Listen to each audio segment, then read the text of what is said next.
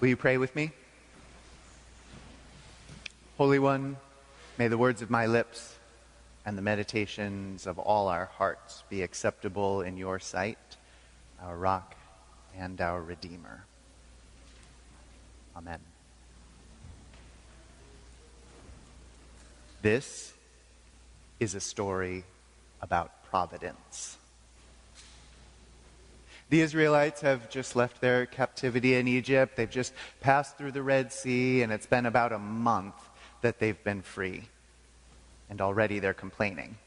Probably for good reason. There in the wilderness, they begin to lack for food, and they think, "Oh, our God, slavery was better than this. Because at least when we were slaves, we had food, and here we are about to watch our children starve to death."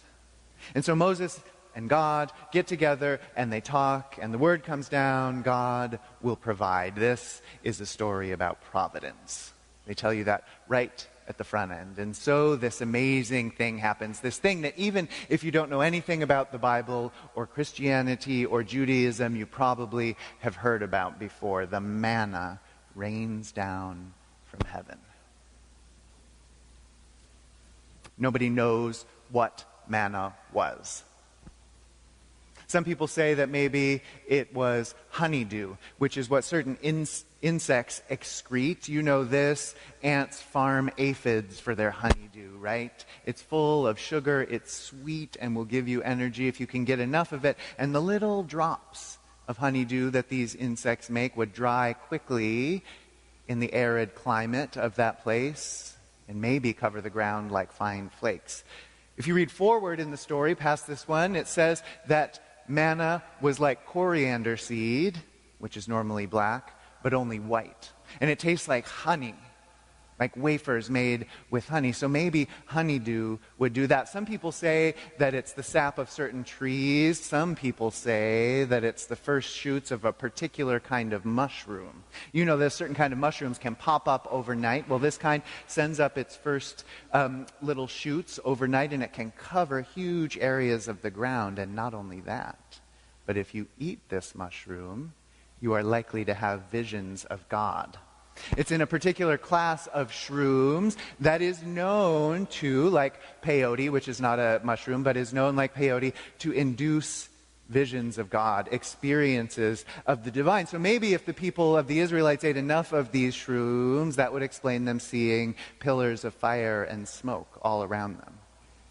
But nobody knows what manna really was. In fact, manna is a play on the question, what is it? So probably the point we're supposed to take isn't exactly what it was. The point is God fed the people.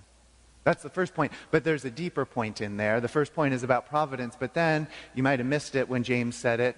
God says, this is a test. I'm going to give them just enough food for today and no more. For 6 days, I'm going to give them, for 5 days, I'm going to give them just enough, and on the 6th day, they can get enough for 2 days, so they don't have to work on the Sabbath, God says, right? So the first lesson is God will provide. The next lesson is to take just what you need. And of course, people break the rule. Very next thing that happens in the story, people collect more than they're supposed to. It's just what you would have done. Don't try to fool anyone. It's a wise thing to do, to put a little by for a rainy day. Take a little bit of extra and save it up just in case you need it later. You would have done it. I would have done it. They did it too. And at least according to the Bible, they failed the test. For the extra that they gathered and tried to put away for a rainy day, it bred worms and became foul. It turned on them, the extra that they took. The lack of faith that they had, that God would provide new mercies and new grace for each morning of every day. God will provide, take just what you need and no more. For if you take more than you need, it will turn on you. It will breed worms and become foul, the story says. And it got them through in the end. They learned to trust that day by day there would be enough, the story says. And so they survived there in the wilderness. And years later, because of what happened in these days, they entered the promised land that God had sworn that they would. And they moved across that land and they took it.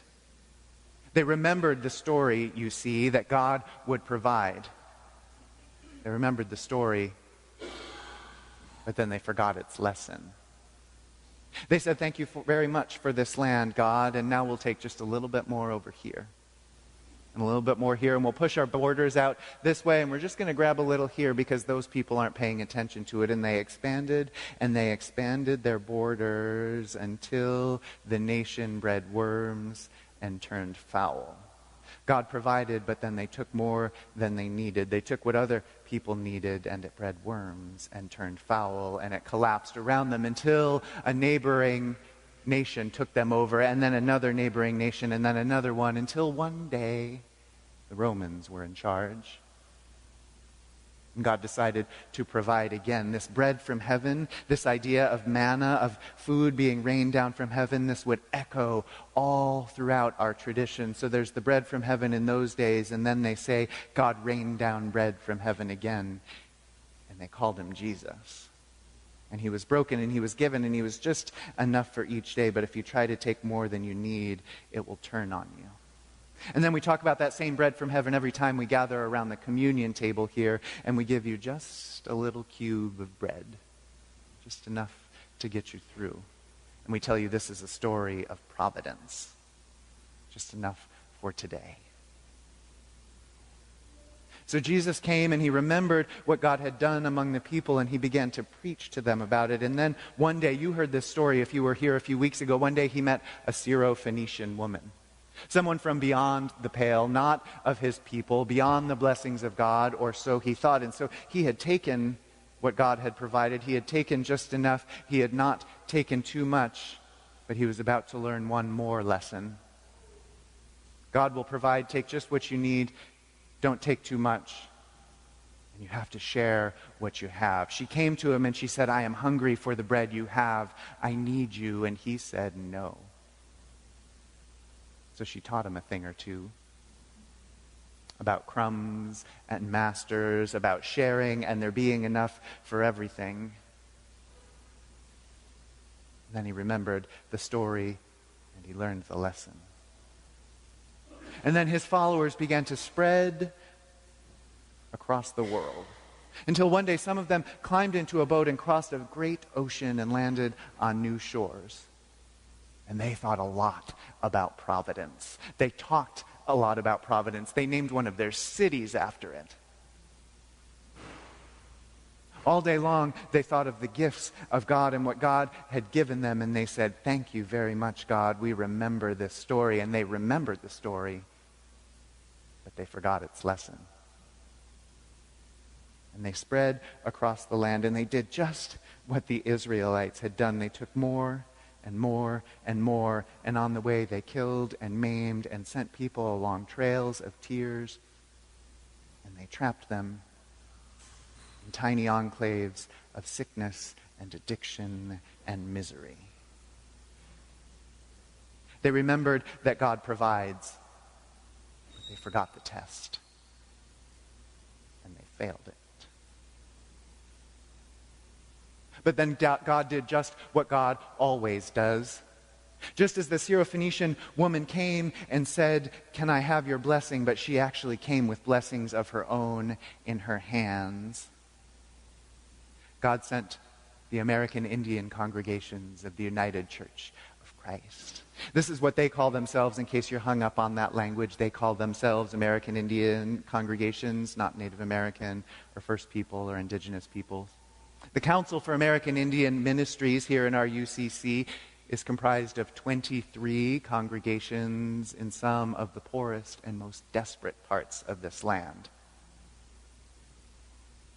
Every day, those congregations open their doors to people who do not believe because they have not experienced in the providence of God. They have not come to believe through their own experience that God will give enough of love or of health care or of education or of notice or of fairness. And these congregations open their doors and they say, yes, God will.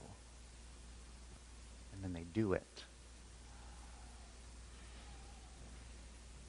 Every year, Plymouth and congregations all across our United Church of Christ take a special offering called the Neighbors in Need offering. We're not taking it this week, we'll take it next week and the week after, and a third of that offering goes to support those congregations in our United Church of Christ. So I hope you'll think hard about the gifts that you've been given, about the lesson that God will provide, enough for today, don't take too much, and that last part that Jesus learned, to share what you have. Because they came to us with gifts in their hands. They said, teach us of this Jesus, and we did, and then they taught us of him in return. They were the ones that said, come meet us at Standing Rock, for we have work to do. They were the ones who said that you have taken what God has given. I'm not sure what that is. I'm not even moving. It's only my mouth. So sorry. They're the ones who said you have taken what God has given and then you took more and more and more and it bred worms and became foul. Who said, look at the storms that are pulling your people and your buildings.